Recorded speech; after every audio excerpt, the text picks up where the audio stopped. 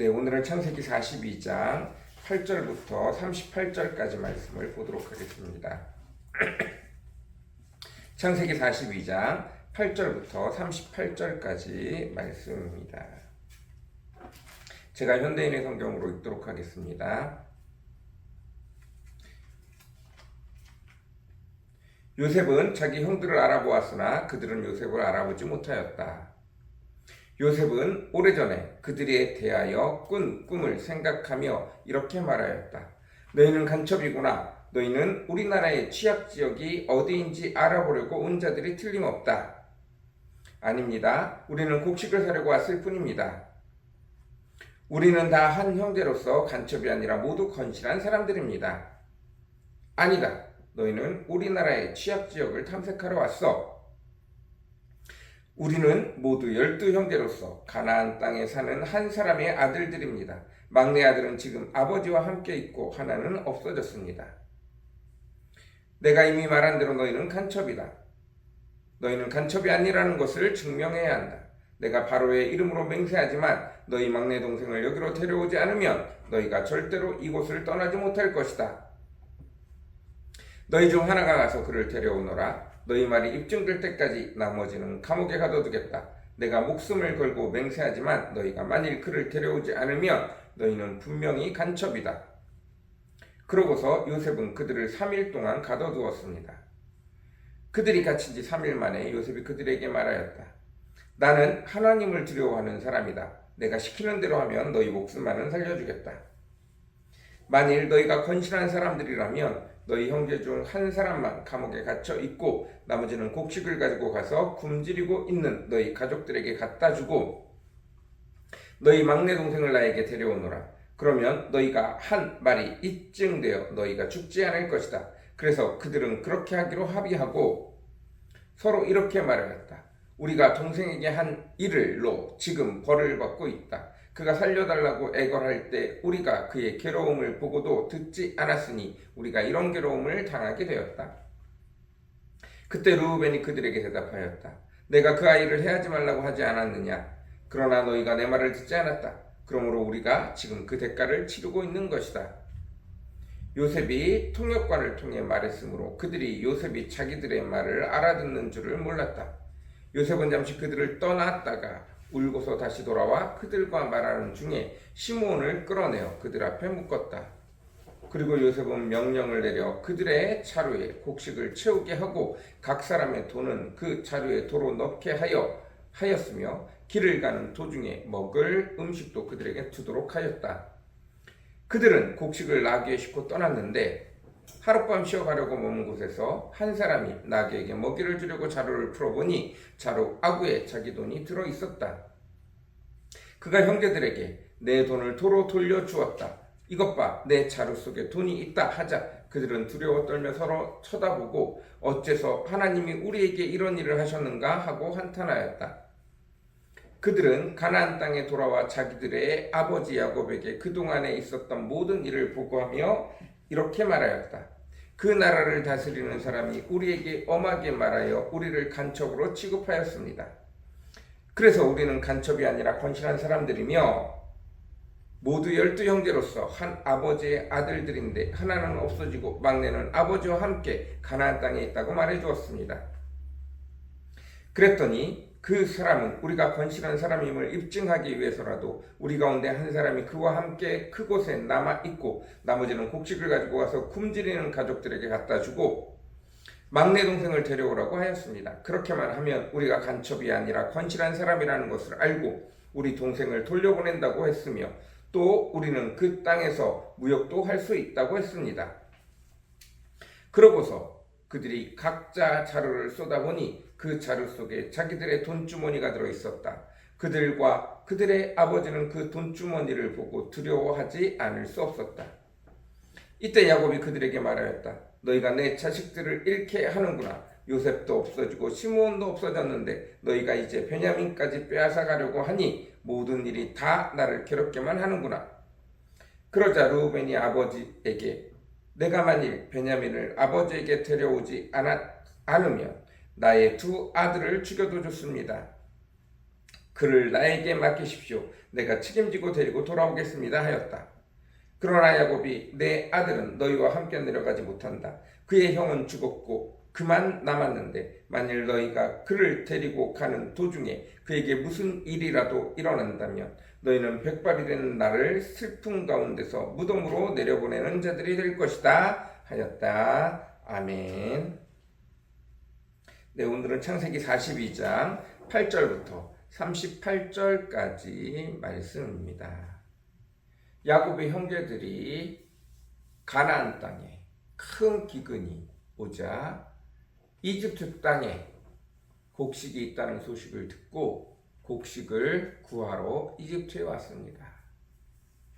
그리고 이집트에 온 그의 형제들을 요셉이 알아보았습니다.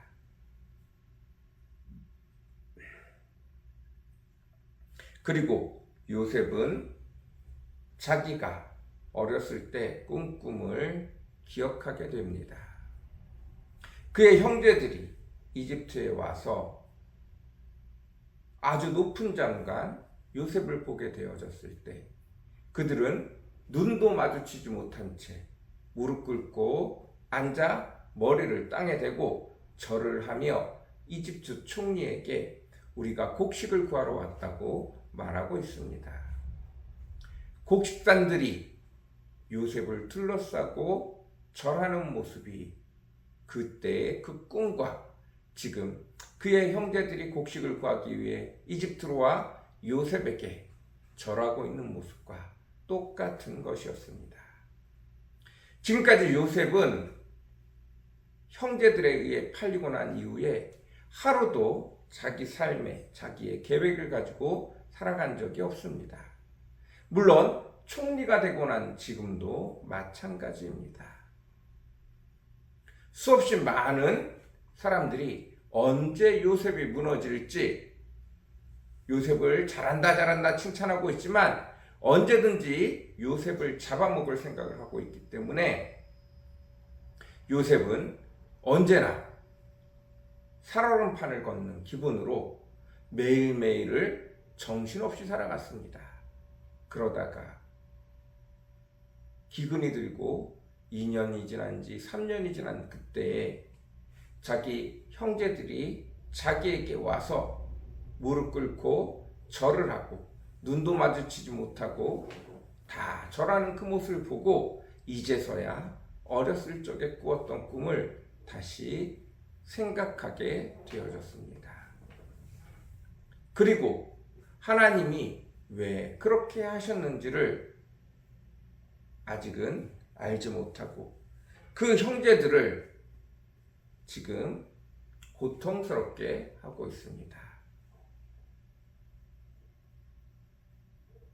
형제들이 어째서 나를 버렸는지, 그 형제들은 버린 나에 대해서 죄책감을 가지고 있는지, 이것이 진짜로 내가 그 형제들에게 머리가 되어져서 그들을 용서해야 되는 일인지, 아니면 꿈대로 되었으니 그들을 벌해야 되는 일인지 아직 정확하게 요셉에게 그 꿈의 내용이 다 해석되어지지 않았습니다. 그래서 그 형들을 잡고 어떻게든 시험해보고 있습니다. 당신들은 거짓말쟁이 정탐꾼이 아니오.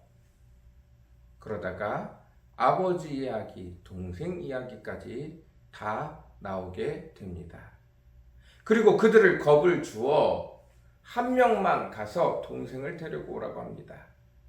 그러나 형제들이 다 어찌할 바를 모르고 있으니 그들을 3일 동안 잡아두고 한 명만 남겨놓고 나머지는 가서 그 아버지와 그 형제들에게 먹을 것을 입히고 그리고 그 막내 동생을 데리고 와서 자신들의 결백함을 증명하라고 말합니다. 아직 요셉은 그 꿈이 무엇인지 그 장면은 생각났지만 왜 그 꿈이 내 삶에 있어야 하는지, 그저 복수를 하기 위해서 하나님이 내게 이런 기회를 주신 것인지, 아니면 하나님이 이런 것들을 이미 알고 계셨던 건지 잘 알지 못합니다. 그래서 그 형들은 어떤 마음인지, 어떤 모습인지 알아보기 위하여 그들을 시험하고 있습니다. 때때로 우리는 하나님의 일을 정확히 알지 못할 때가 있습니다. 하나님이 꾸게 하신 꿈이 어떤 내용인지 잘 알지 못해요. 지금도 분명히 꿈에서와 똑같이 그 형제들이 요셉에게 절하고 있지만 요셉은 그 꿈의 참된 의미를 깨닫지 못하고 있습니다. 사실 우리도 마찬가지입니다. 하나님이 우리에게 미리 꿈으로, 환상으로 하나님이 우리에게 소망을 가지게 하시는 어떠한 부분들이 있다 할지라도 그것이 앞으로 어떤 일들을 어떤 모양으로 어떻게 끌고 갈지는 사실은 사진처럼 한 장면일 뿐이지, 그것을 지나가면서 온전히 하나님의 뜻이 무엇인지, 온전히 하나님의 계획이 무엇인지는 사실 지나가면서 오랜 시간 후에 깨닫게 되어지는 경우가 더 많이 있습니다. 요셉도 지금 하나님이 왜 나를 이집트 땅에 보내서 이렇게 힘들고 험악한 생활을 하게 했는지, 험악한 삶을 살게 했는지 명확하게 이유를 모릅니다. 그저 하나님이 나와 함께 하시고 하나님이 어렸을 때 나에게 꿈을 꾸게 하신 그대로 이루어지고 있다는 것 외에는 다른 것에 대해서 정확히 알고 있지 못합니다. 그리고 그 형들을 만나고 하나님이 내게 주신 이유가, 형들을 통해 나를 팔고 나를 이집트 땅에 보내신 이유가 무엇인지를 묻기 위하여 형들을 시험하고 있습니다. 우리도 마찬가지입니다. 내 삶의 한 자락이 하나님이 예언하신 대로, 하나님이 내게 꿈을 준 대로, 하나님이 내게 환상을 보여준 대로, 하나님이 내게 예언한 대로, 하나님이 내가 어렸을 때 기도한 대로 이루어진다 할지라도 그것이 전체라고 생각할 수는 없습니다. 반드시 그것을 통하여, 나의 삶을 통하여 하나님이 일하시고 싶은 것들이 분명히 있음을 보게 되어집니다. 우리도 그 은혜를 누리며 살아가시기를 간절히 사모합니다. 하나님의 꿈이, 하나님이 내게 주신 소망이, 하나님이 내게 말씀하신 것들이, 하나님이 내 마음속에 남겨놓으신 말씀 하나가 내 삶에서 그대로 이루어지기를 원합니다.